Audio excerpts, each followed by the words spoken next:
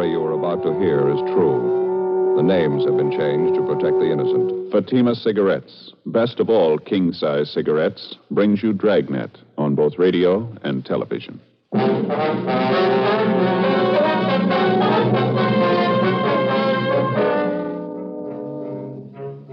You're a detective sergeant.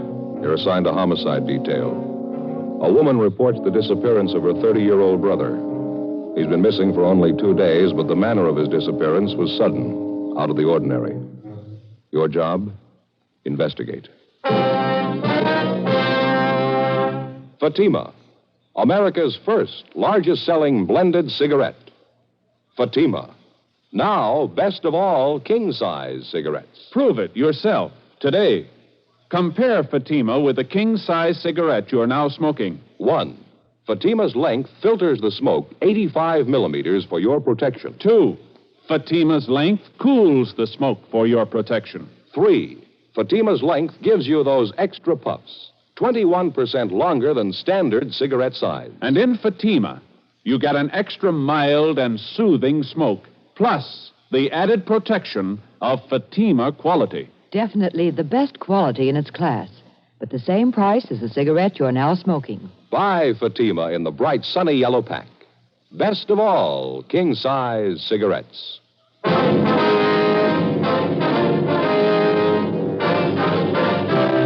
Dragnet, the documented drama of an actual crime. For the next 30 minutes, in cooperation with the Los Angeles Police Department, you will travel step by step on the side of the law through an actual case transcribed from official police files. From beginning to end, from crime to punishment, Dragnet is the story of your police force in action.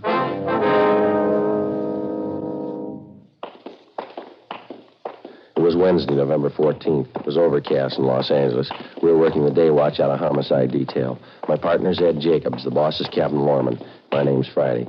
We were on the way out from the office, and it was 8:56 a.m. when we got to the S&H Paper Company on 4th Street, the rear entrance. Where do we find her, Joe? Upstairs? No, main floor.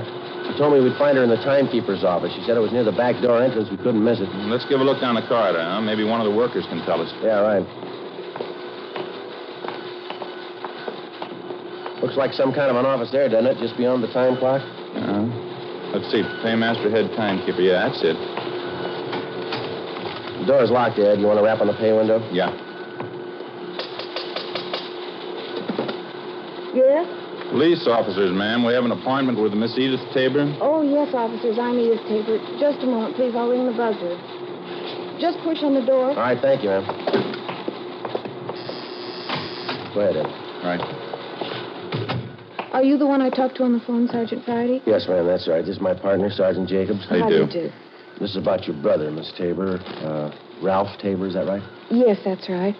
I know there must be something wrong. Ralph's been gone since Sunday. No one's seen him. No one's heard from him. I'm worried sick about it.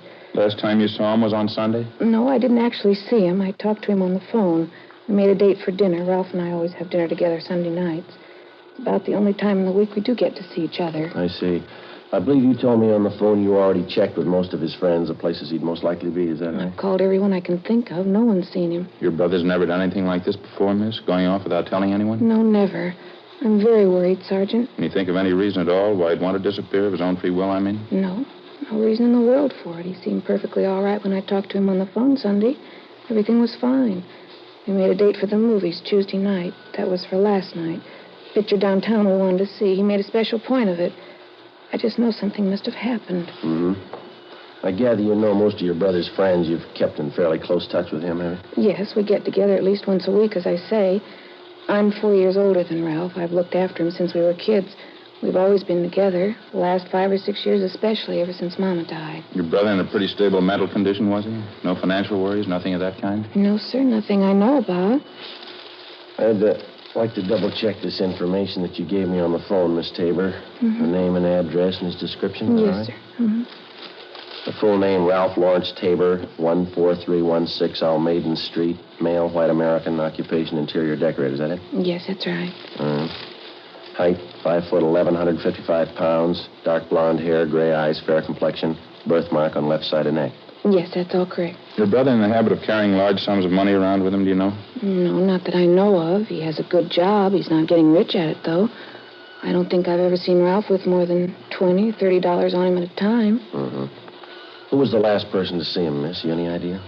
Well, I talked to Ralph's landlady. She told me she saw Ralph and this friend of his, Andy Howard, going into Ralph's apartment. That was about 6 o'clock Sunday night. Ralph was supposed to meet me at 7:30, never showed up. Now, this friend of your brother's, Miss Tabor, this Andy Howard, are you acquainted with him? Yes, but I don't know him too well. I only met him 2 or 3 times. He lives in the apartment house next door to Ralph's, so the two of them were friends in the Navy together during the war. Good friends. You tried to get in touch with this Andy Howard? Yes. I called Ralph's apartment when he didn't show up for our dinner date Sunday night. There wasn't any answer, so I looked up Andy's number in the phone book and called him. Mm-hmm. Was he at home? Yes. Tried to talk to him, but it didn't do much good. Strange.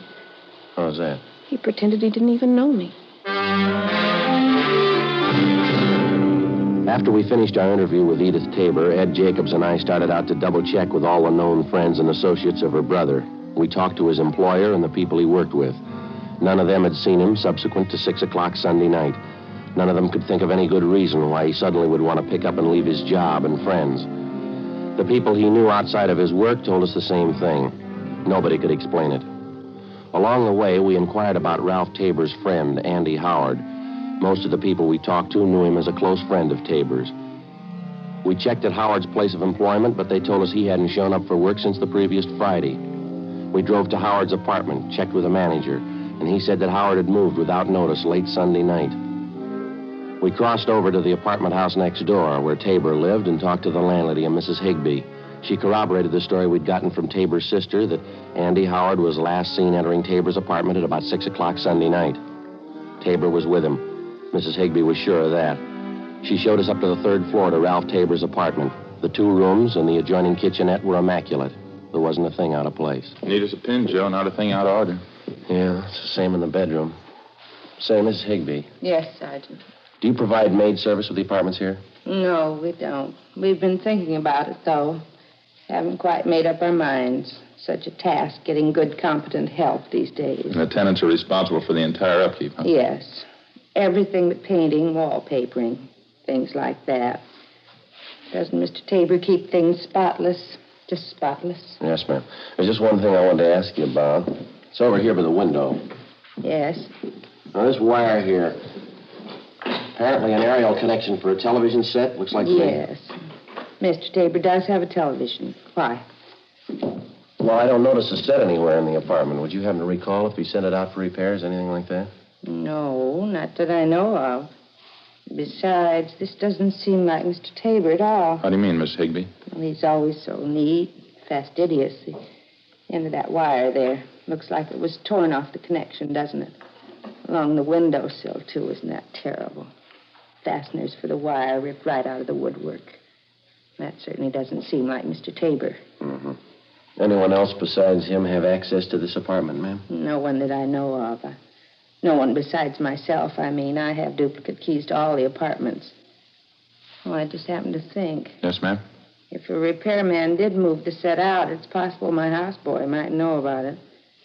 Sam, that's my houseboy. How would he know about it? Well, it's a rule of the house. All furniture, heavy things like that, they have to be taken down in the freight elevator. It opens right onto the alley in back of the building. It's very handy. Yes, ma'am.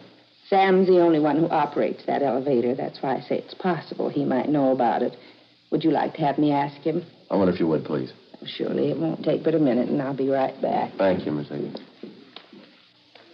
Joe, you want to have a look over here? Yeah. What do you got? This wall bed here. I tried to pull it down. It's stuck. Mm-hmm. Stand right here. Oh, over here. See if you notice anything. Yeah, I do. You want to give me a hand? See if we can't get the bed down? Yeah. Push it on your side there. Okay. That's it. Okay. It's coming down now. Good Lord. Yeah. Tabor, you think? Well, description seems to fit. Beaten to death, looks like, doesn't it? Something sticking out under the bed covers there. Yeah, it's a claw hammer. Stains all over it. Vicious. Guess a killer wanted to make sure. It's one of the worst I've seen. Feel sorry for the sister. She was pretty close to him. It's going to be tough on her. No tougher than it was for him. 2:38 p.m. We phoned the office, told them what we'd found, and then we put in a call for Lieutenant Lee Jones and the crime lab crew. While we were waiting, we questioned the landlady again, Mrs. Higbee. She said her houseman, Sam, told her he knew nothing about a television set being moved out of Ralph Tabor's apartment.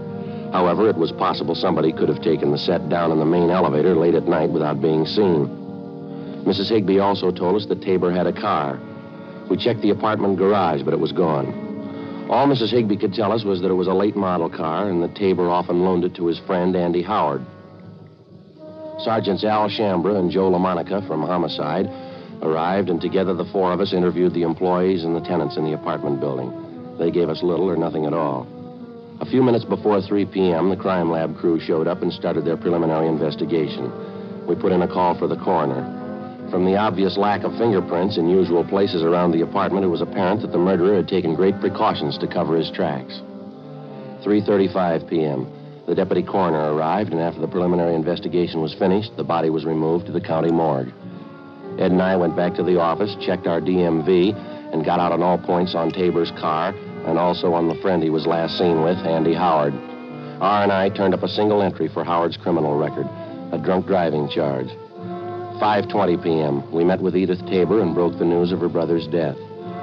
When she recovered from the shock, we interviewed her briefly.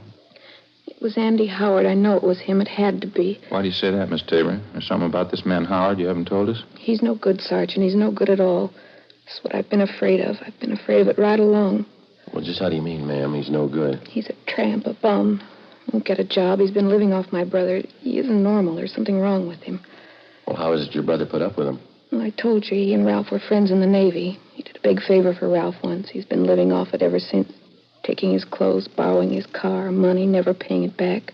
Why do you think he killed your brother, miss? I just know it, that's all. He did it.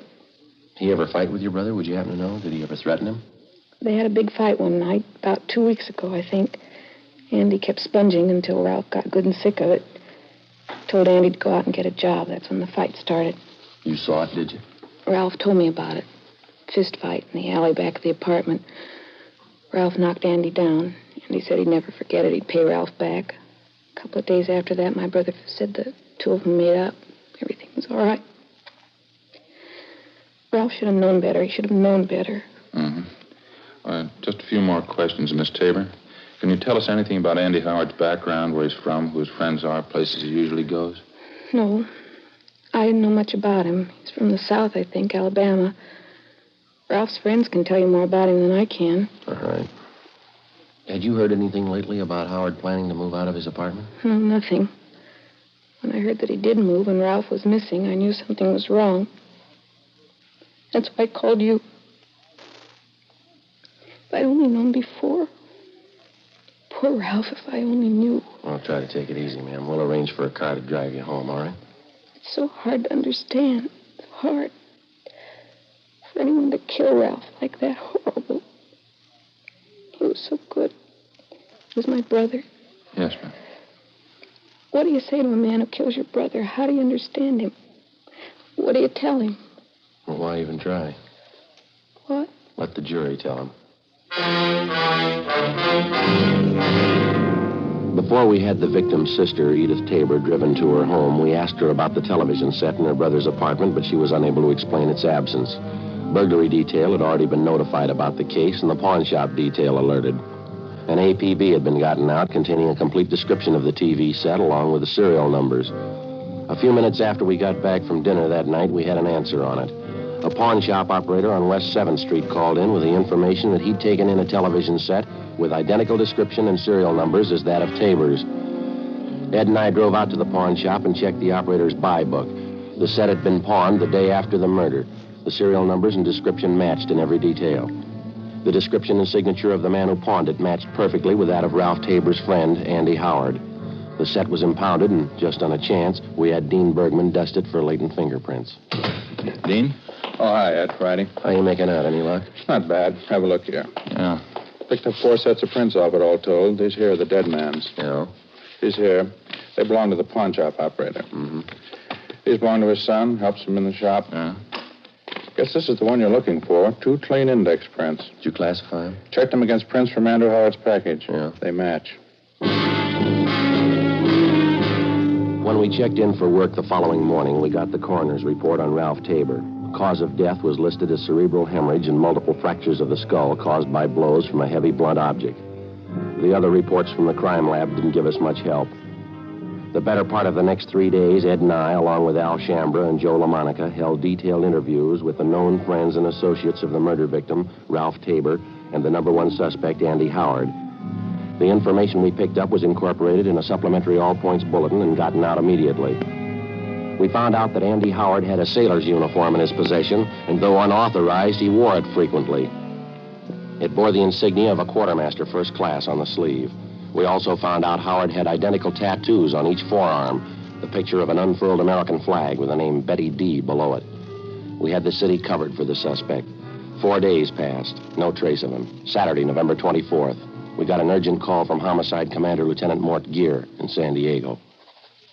On the highway? Uh-huh. When was that, Mort? I see. Hey, Joe, you got a pencil there? Yeah, here you go. Thanks. Hey, Mort, he's pretty sure, huh? Uh-huh. Well, yeah, it seems to tie in all right. How's that? Well, I don't know for sure. We'll check with Captain Lorman right now and let you know. Yeah, thanks, Mark. Goodbye. Good break. What do you have to say? One of their traffic men down there, a fellow by the name of Jack Ladd, stopped a car on the highway going out of town speeding. Yeah.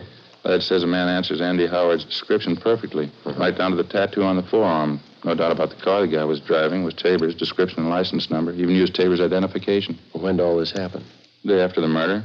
They'd have held the man, but they didn't have the information at the time. That's a bum break. Which way was Howard going, did they tell you? Yeah, into town. They figure he's still there someplace. How do you mean? Found the car an hour ago, abandoned. 10 minutes after the phone call from San Diego, Captain Lorman checked back in at the office, and Ed and I met with him. We told him about the information San Diego had phoned in, and he gave Ed and I an immediate okay for the trip south. We went down to the garage, picked up a car, and 6 hours later, we checked in with Sergeant Russ Ormsby, San Diego Homicide. What's this, another fishing trip, or are we doing business this time? Afraid it's all business, Russ. The Andy Howard thing. Mort Gear around? No, I won't be back till later. I can brief you on it, though. McGuire and I have been working it on this end. Well, how about Tabor's car? You still got it staked out? Yeah, no nibbles yet. What do you figure? If nothing happens, pull it in tomorrow, process it for prints? Yeah. We've had something warmer than that since Mort Gear called you. It looks pretty good. Yeah, what do you got? Only came up with it a couple of hours ago. Field interrogation card. Made out last night, west end of town. Hmm. Beat officer by the name of Driscoll questioned a man and a girl parked in a car out that way last night. There's a description on the man. Thanks, Russ. Yeah, Fits Howard all the way in here. Mm-hmm.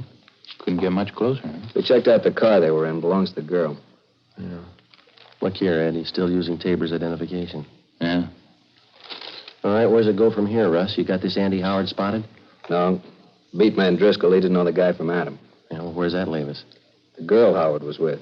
Driscoll knew her. We contacted the beat officer, Driscoll. The girl who'd been spotted sitting in a parked car the night before with murder suspect Andy Howard was identified as Helen McClung, a waitress in a downtown cocktail bar. A stakeout was placed in her apartment, and she was brought in for interrogation. Well, he's not a good friend of mine. I don't know where he lives. Don't know what he does. I hardly even know him, Sergeant. You were out for a drive with him the night before last, that right? Sure, I don't deny that. We went out for a ride. That's all there is to it. You sure you don't know where this man lives, Helen? Not exactly, no. He's staying at a hotel downtown, I think. We went for a ride, and I dropped him off at the bus line. That's all there was to it. Do you expect to see him again? You have any dates with him in the next couple of days? No. Tell you the truth, I thought I had a date. Didn't work out. Nothing ever works out. Phone this morning, called it off. Tell you why? He gave some lame excuse. I found out the real reason, though. What's that? You mind telling us? No, I don't mind. Got a date with my girlfriend instead. Claire Peterson. Burned me up a little, but I don't mind. Well, where's your girlfriend live, Helen? You mean Claire? Out on Rose Avenue, 1500 block. I'm not sure, though. Is he going to pick her up there? I guess so. Why? When's the date for, do you know? Yeah, tomorrow night.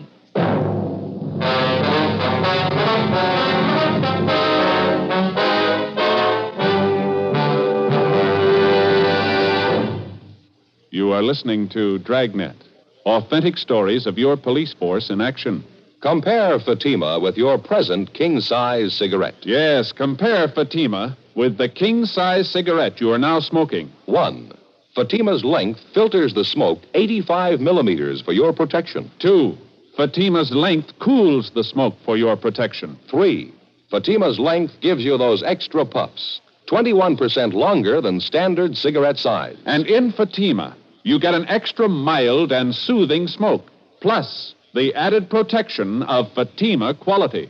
Friends, to show our confidence in Fatima, to convince you quickly, dramatically, that Fatima is the best of all king-size cigarettes, we make this money-back guarantee. Buy a pack of Fatimas. Enjoy Fatima quality, extra mildness, and superbly blended tobaccos. If you're not convinced Fatima is better than the king-size cigarette you're now smoking, just return the pack and the unsmoked Fatimas before April 1st, and we'll give you your money back plus postage.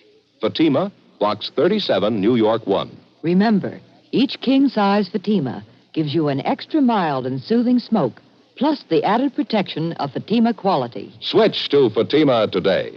Best of all, king-size cigarettes.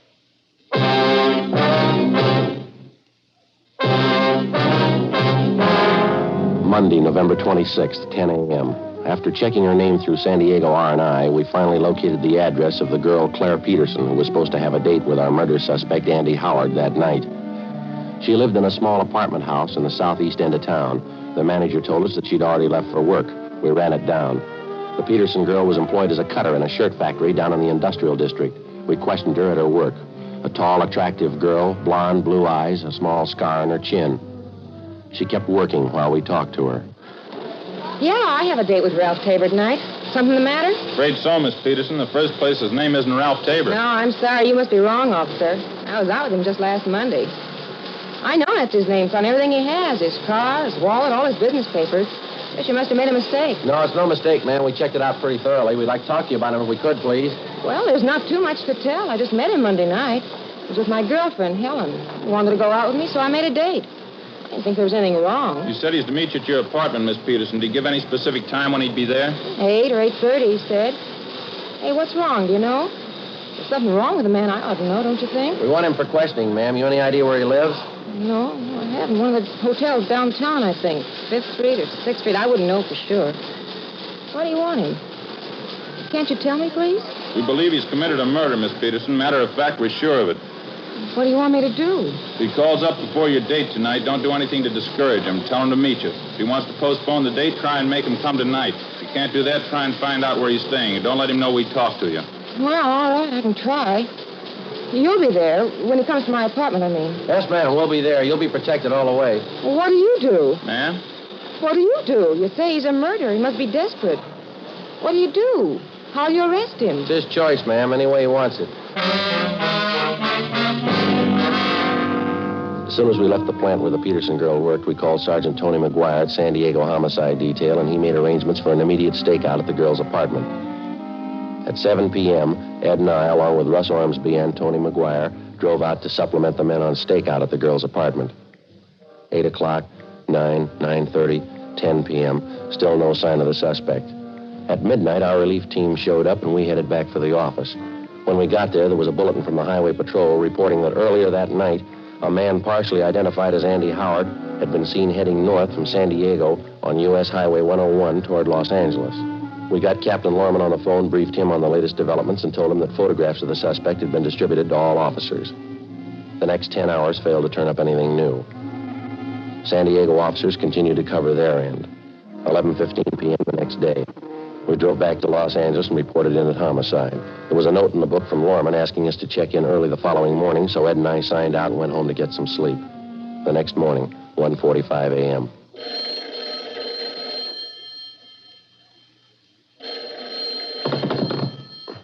Hello, Friday talking. Sorry to wake you up, Friday. This is Hawkins down at the business office. Oh, yeah, Hawkins. What do you got? Beat officer out in Wilshire called in 2 or 3 minutes ago. He figures he has your murder suspect for you, Andy Howard. Bring him in now.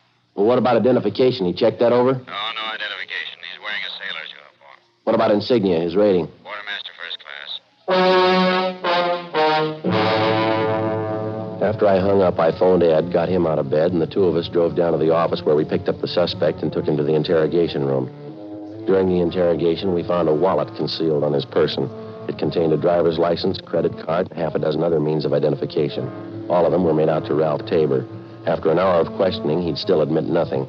He sat hunched over in his chair, tearing an old envelope into small pieces and dropping them on the floor in front of him. This'll make the 10th time I told you. I don't know what happened to Ralph. I didn't take his car or his television set. I didn't leave the city. I wasn't in San Diego last week.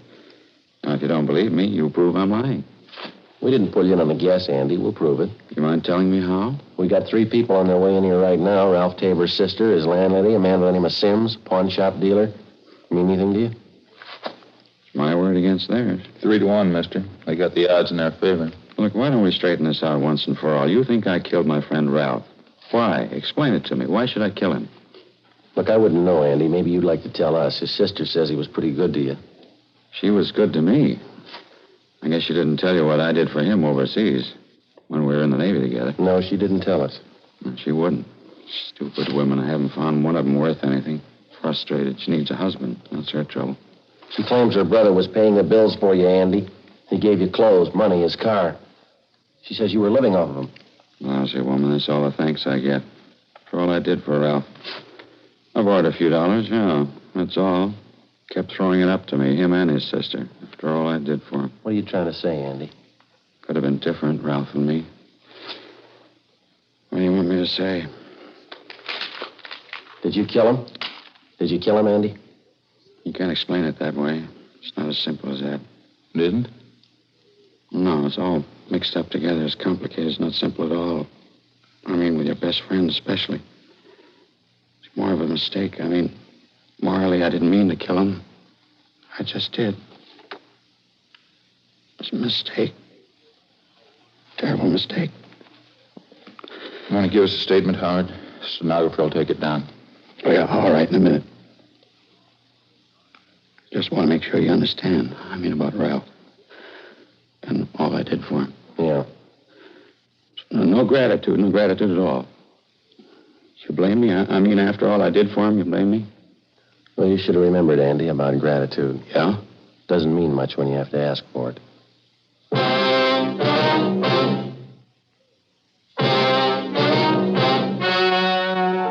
The story you have just heard was true. The names were changed to protect the innocent. On February 4th, trial was held in Superior Court, Department 89, City and County of Los Angeles, State of California. In a moment, the results of that trial. And now, here is our star, Jack Webb. Thank you, George Fenneman. Friends, you've been listening to Dragnet for the past 28 minutes. Now, it'll take you less than 28 seconds to prove that Fatima is the best of all king-size cigarettes. Just compare Fatima with the king-size cigarette you're now smoking. Fatima filters the smoke through a long distance of 85 millimeters. Fatima's length cools the smoke for your protection. Fatima's length gives you those extra puffs, 21% longer than standard cigarette size. And in Fatima, you get an extra mild and soothing smoke, plus the added protection of Fatima quality. Prove it today. Buy Fatima.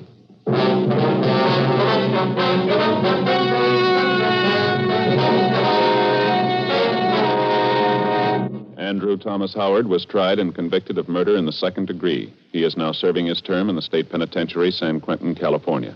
Second-degree murder is punishable by imprisonment from 5 years to life. Ladies and gentlemen, right now, inflation is America's #1 menace on the home front. It's the one enemy that can lick America. We can help prevent this by working harder, working better.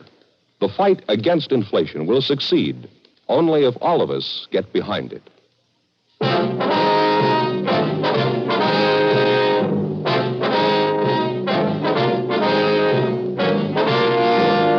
You have just heard Dragnet, a series of authentic cases from official files. Technical advice comes from the Office of Chief of Police W.H. Parker, Los Angeles Police Department. Heard tonight were Barney Phillips, Joyce McCluskey, and Virginia Gregg. Script by Jim Moser. Music by Walter Schumann. Hal Gibney speaking.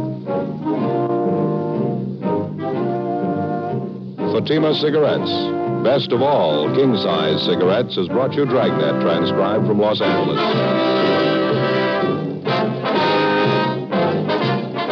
Next, it's David Harding and Counter Spy on NBC.